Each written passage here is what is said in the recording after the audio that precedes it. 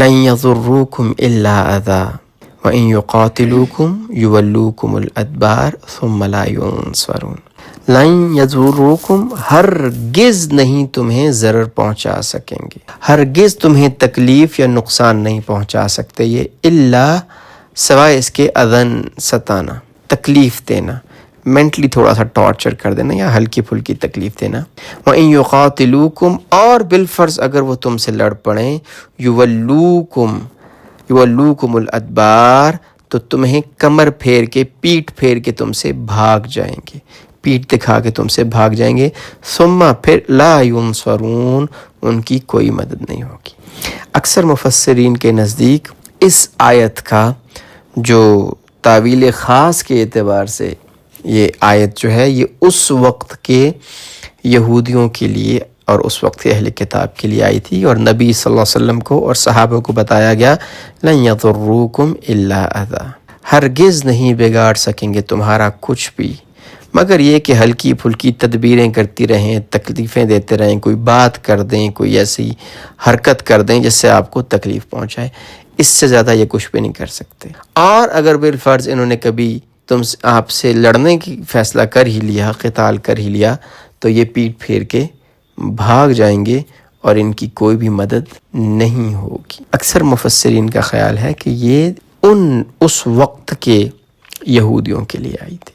اور اگر ہم اس کو تعویل عام میں اپلائی کرنا چاہتے ہیں کہ یہ آپ کو بالکل آپ کو کچھ نہیں بگاڑ سکیں گے مگر تھوڑا بہت ستانے کے اوپر،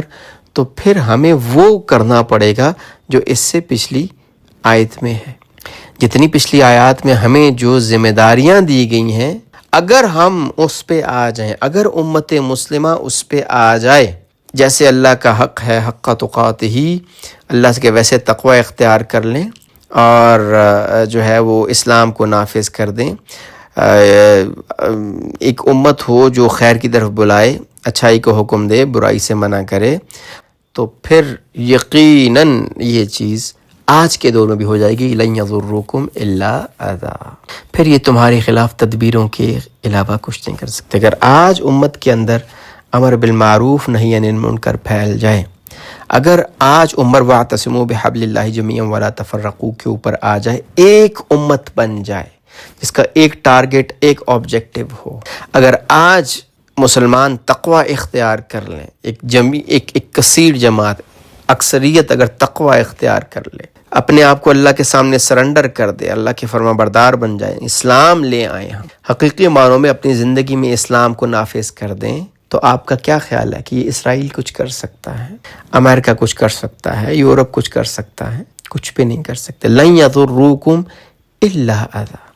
ہمارا مسئلہ یہ ہے کہ ہم اس آیت کو لینا چاہتے ہیں 111، لیکن پیچھے جو 5-7 آیات ہمارے ذمے کی بتائی ہیں، نہ جی وہ ہم سے نہیں ہوگا۔ تو جب وہ آپ سے نہیں ہوگا نا، تو پھر اللہ نے یہ بھی نہیں کرنا، پھر وہ ہمیں ویسے ہی ذلیل کریں گے جیسے وہ کر رہے ہیں، ویسے ہی تکلیفیں پہنچائیں گے ہمیں اسپرچولی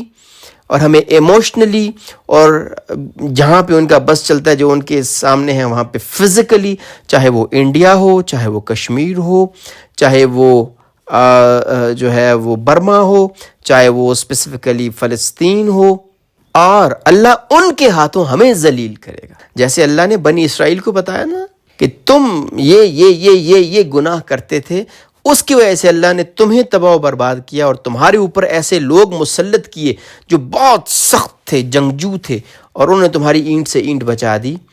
تو وہی ایگزیکٹلی آج مسلمانوں کے ساتھ ہو رہا ہے۔ تو ہم ان آیات کو نہ دیکھیں لن یضروکم الا اذی، یہ تو ان لوگوں کے لیے ہے جو دین والے تھے، جو نبی صلی اللہ علیہ وسلم کا دور تھا، جو نبی صلی اللہ علیہ وسلم کے بعد کا دور تھا، جب اسلام غالب تھا۔ غالب اس طرح نہیں کہ دنیا میں غالب تھا، اپنی ذات پہ غالب تھا اسلام، لوگوں کی ذاتوں پہ، لوگوں کے قانون میں اسلام غالب تھا۔ تو پھر اس وقت لن یضروکم الا اذی، یہ ہرگز تمہیں کچھ بھی تکلیف نہیں پہنچا سکتے، الا یہ کہ تمہارے خلاف تدبیریں کریں، تھوڑی تکلیف پہنچا دیں، کوئی غلط باتیں کر لیں، ادھر بیٹھ کے اپنا کچھ کر لیں، اور اگر یہ تم سے لڑنے آگے تو انشاءاللہ ان کی مدد نہیں کی جائے گی، یہ پیٹ پھیر کے بھاگ جائیں گے، یہ بھاگیں گے تم سے۔ لیکن اگر ہم نے اس پہ آنا ہے تو پھر ہمیں پچھلی آیات کو اپنی زندگیوں میں لانا ہو۔ اللہ جل شانہ ہمیں امر بالمعروف نہی عن المنکر کی توفیق دیں،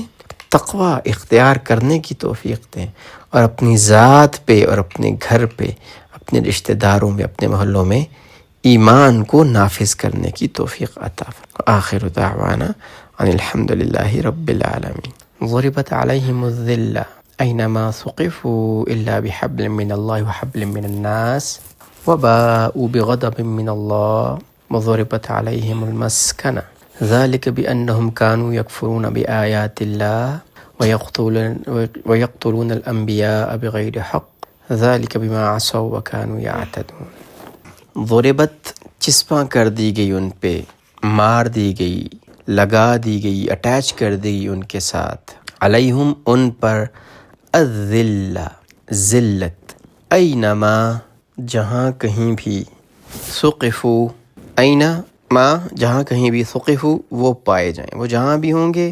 ان پہ ذلت جو ہے وہ ان پہ چسپاں کر دی گئی، ان کے اٹیچ کر دی گئی، ان کے ساتھ جوڑ دی گئی ہے۔ الا مگر یہ کہ سوائے بحبل ایک رسی کے یا اس عہد کے، من اللہ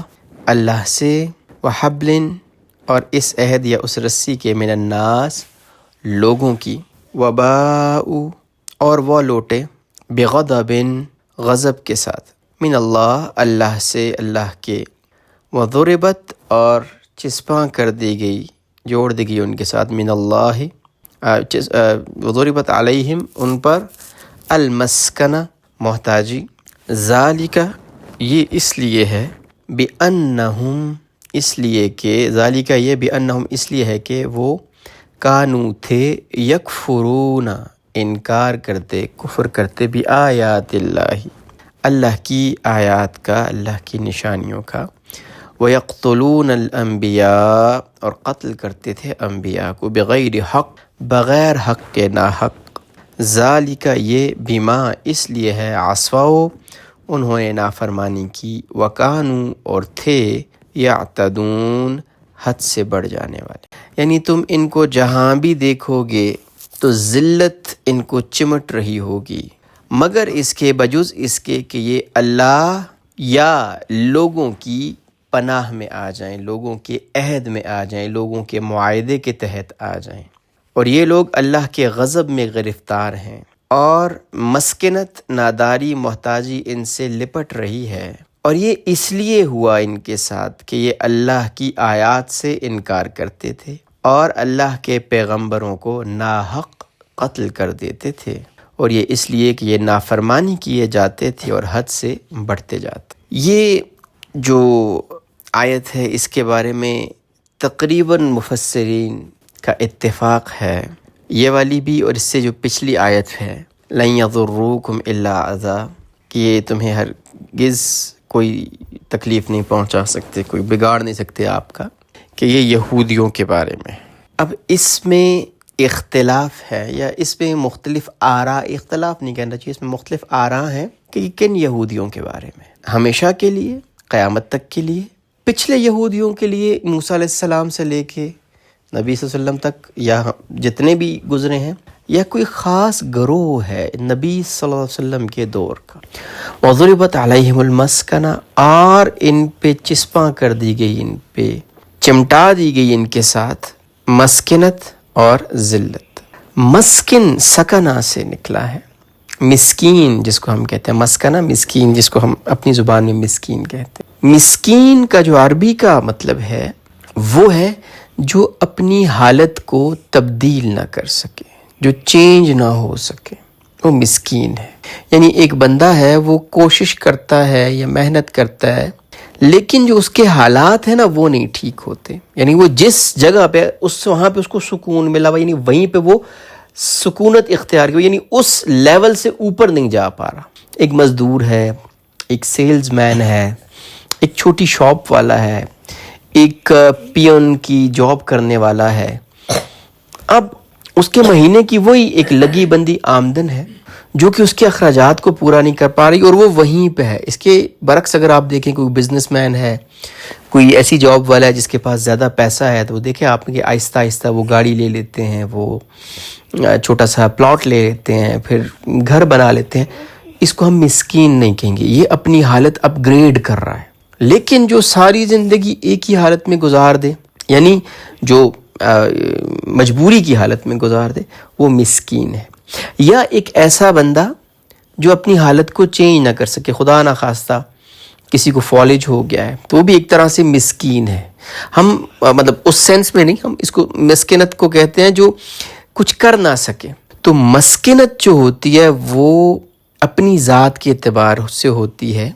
یعنی اگر ہم ذلت اور مسکنت کے اندر فرق کریں، ذلیل کا بھی مطلب جو ہے وہ کیا ہے، ذلت یا ڈاؤن ٹو ارتھ ہو جانا، بالکل ڈاؤن ہو جانا، اس کو ہم ذلت کہتے ہیں۔ اور یعنی ذلیل کہتے ہیں عربی میں زیادہ تر اس بندے کو جو بالکل جھکا ہوا ہو، زمین کے ساتھ لگا ہوا ہو۔ تو مسکین بھی ایسے ہو کہتے ہیں۔ تو دونوں میں فرق کیا ہے؟ مسکنت جو ہوتی ہے وہ یعنی کوشش کرنے کے باوجود بھی وہ اپنی ذات کے اعتبار سے ہوتی ہے۔ ذلت جو ہوتی ہے اس میں دوسرے انوالوڈ ہوتے ہیں، یعنی جو دوسرے ہمیں نیچے کر دیتے ہیں، دوسروں کی وجہ سے، کسی یعنی کسی کے ہولڈ کی وجہ سے، کسی کے پریشر کی وجہ سے اگر ہے تو اس کو ہم کیا کہیں گے؟ وہ ایک طرح سے ذلت میں آئے گی۔ تو عیسیٰ علیہ السلام کے بعد 600 سال تک بنی اسرائیل پہ جو وقت گزرا، اس میں نہ ان کے پاس کوئی ملک تھا، نہ کوئی طاقت تھی، نہ منتشر تھے، اور ان کے لیے کوئی جگہ نہیں تھی الا یہ کہ یا وہ اللہ کی مدد میں، اللہ کے معاہدے میں آ جائیں، اللہ کے، اور کچھ مفسرین نے اس کو یہ کیا کہ جب وہ مسلمانوں کے ذمہ بن جاتے ہیں، یا مسلمان جس طرح مطلب بعد کے لحاظ سے انہوں نے کیا، الا بحبل من اللہ، اللہ کی جو ہے وہ ذمے میں آ جائیں، اللہ کی رسی کو تھام لیں، یا اللہ کے معاہدے میں آ جائیں۔ تو اس سے کچھ مفسرین نے یہ لیا کہ جو ذمی ہوتے تھے، یعنی جو مسلمان ریاستوں کے اندر جو غیر مسلم رہتے تھے، وہ چونکہ اسلامی قانون کے مطابق ان کو ساری کی ساری پروٹیکشن ملتی تھی، ساری کی ساری مراعات ملتی تھیں، سارے کا سارا جو ہے وہ ان کے جتنے بھی حقوق تھے وہ ملتے تھے۔ تو یہ اس کو کچھ مفسرین نے الا بحبل من اللہ کہ یہ اللہ ہی کی قانون کے تحت ان کو یہ سارا کچھ ملتا تھا، تو یہ حبل من اللہ ہے۔ لیکن یہ کیوں نہیں ہو رہا؟ یہ کیوں نہیں پیٹ پھیر کے بھاگ رہے؟ یہ کیوں نہیں ذلیل ہو رہے؟ اس لیے کہ ہم مسلمان وہ کام نہیں کر رہے جو مسلمانوں کے کرنے کے تھے۔ جب مسلمان یہ کرنے کے قابل ہو جائیں گے، یہ کرنا شروع کر دیں گے، اور آخرت میں ہونا ہی ایسے ہے۔ آخری جو وقت آئے گا جب مہدی آئیں گے، اور مہدی جو ہے وہ جہاد کریں گے، وہ مسلمانوں کو اکٹھا کریں گے، وہ جائیں گے، عیسیٰ علیہ السلام کا نزول ہوگا، تو یہود کے اوپر یہ والی جو ذلت ہے یہ دوبارہ سے آئے گی، اور یہ ان کا مقدر ہے۔ لیکن اگر ہم اس کو ہر لحاظ سے دیکھیں، ہر معنی میں بھی دیکھیں، تو عیسیٰ علیہ السلام سے لے کے نبی صلی اللہ علیہ وسلم کے دور تک یا اس کے بعد تک یہ ذلت میں رہے، مسکنت میں رہے، اور یہ اسی وقت اسی حال میں رہ سکتے تھے کہ جب ان کو کسی کا سایہ حاصل ہو، ان کے اوپر کسی کا ہاتھ ہو۔ آج بھی ان کے یہی حالات ہیں۔ لیکن یہودی جو تھے، انہوں نے اپنا جو اثر و رسوخ تھا وہ 18ویں صدی میں بینکنگ کر کے اور اس طرح کے کاروبار کر کے سارے کا سارا انہوں نے اپنے ہولڈ میں لیا ہوا ہے۔ اس وقت دنیا کا میڈیا ان کے ہولڈ میں ہے، اس وقت دنیا کی پوری معیشت ان کے ہولڈ میں ہے، اس وقت جتنا پیسہ سرکولیٹ کر رہا ہے اس پہ اوپر ان کا ہولڈ ہے۔ تو بہرحال ان کو سٹل یہ فرنٹ پہ آ کے کچھ بھی نہیں کر رہے ہیں، بیک اینڈ کے اوپر جو ہے یہ وہی والی بات ہے کہ لن یضرکم الا اذی، یہ اذیت دینے کی کوشش کر رہے ہیں، سارا کچھ کر رہے ہیں، اور یہ ابھی امریکہ کے زیر نگیں ہیں، یورپ کے زیر نگیں ہیں، اور یہ اپنے آپ کو اسٹرینتھن کرنے کی کوشش کر رہے ہیں۔ لیکن اس دور میں عیسیٰ علیہ السلام سے لے کے نبی صلی اللہ علیہ وسلم کے دور تک ان کے اوپر، یعنی یہ جو دور ہے اس کے اوپر یہ آیت بالکل تعبیل خاص کے اعتبار سے بالکل صحیح بیٹھتی ہے۔ اور ایسا کیوں ہوا؟ اصل جو بات ہے، اور جو ہمارے لیے تعبیل عام کے اعتبار سے ہم اس آیت سے کیا لیں، وہ لوگ جو اللہ کے، جن کو اللہ نے کہا تھا کہ فضلتکم علی العالمین، سب سے زیادہ پیغمبر بھیجے، سب سے زیادہ رسول بھیجے، لاڈلی قوم، اس کے ساتھ ایسا کیوں کیا گیا؟ اور پھر ہمیں سمجھ آ جائے گی کہ آج پاکستان میں کیوں ہم ذلیل ہو رہے ہیں، انڈیا میں کیوں ہو رہے ہیں، بنگلہ دیش میں کیوں ہو رہے ہیں، برما میں کیوں ہو رہے ہیں، فلسطین میں کیوں ہو رہے ہیں، کشمیر میں کیوں ہو رہے ہیں۔ ذالک بأنہم کانوا یکفرون بآیات اللہ، یہ اس لیے کہ یہ اللہ کی آیات کا، اللہ کی نشانیوں کا، اللہ کے احکامات کا انکار کرتے، کفر کرتے۔ ہم کسی آیت کا ظاہری انکار نہیں کرتے، لیکن جس چیز کو اللہ کہتے ہیں کہ یہ اللہ کے ساتھ جنگ ہے، اللہ کے ساتھ لڑائی ہے، وہ ہمارے ملک کے اندر اس کو قانونی حیثیت حاصل ہے، اور ہم خود وہیں پہ جا کے پیسے بھی رکھتے ہیں اور بہت سے لوگ اس کا نفع بھی کھاتے ہیں۔ تو یہ کیا ہے پھر؟ اللہ کی آیات کا انکار نہیں ہے۔ اللہ نے وراثت کے احکامات دیے ہوئے ہیں، اور سال ہا سال گزر جاتے ہیں، 20 سال گزر جاتے ہیں، اللہ کے قانون کے مطابق کوئی تقسیم نہیں ہوتی۔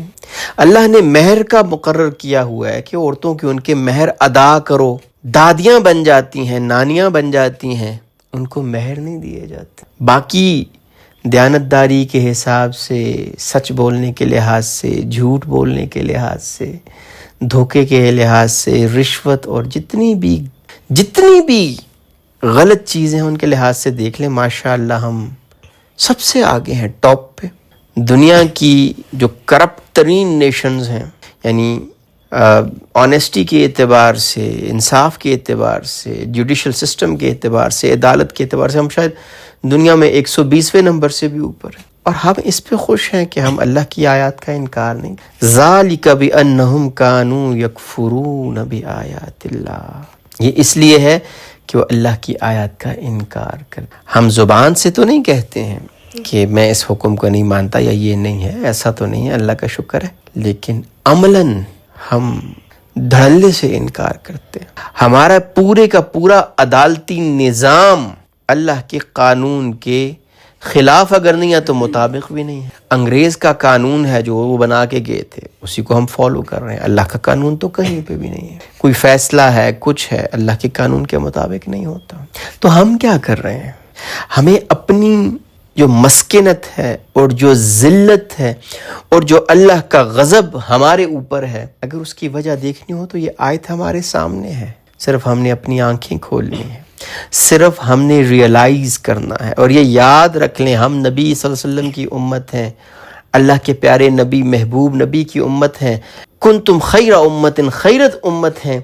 لیکن یہی بات بنی اسرائیل کو بھی کہی گئی تھی کہ تم اے بنی اسرائیل یاد کرو جو تمہیں میں نے فضیلت بخشی۔ اللہ نے ہمیں بھی فضیلت بخشی ہے نا، یہ کہہ کہ کنتم خیر امت اخرجت للناس، ان کو بھی فضیلت بخشی تھی، لیکن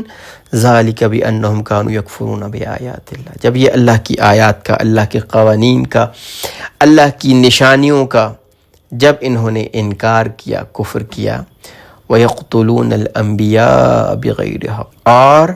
انبیاء کو بغیر حق کے قتل کیا، بغیر ڈیزرو کیے ہوئے انبیاء کو قتل کرتے تھے۔ کچھ مفسرین نے فرمایا کہ انبیاء کے وارث کون ہیں؟ کچھ مفسرین فرماتے ہیں علماء حق، یہ کیا ہیں؟ انبیاء کے وارث ہیں، اور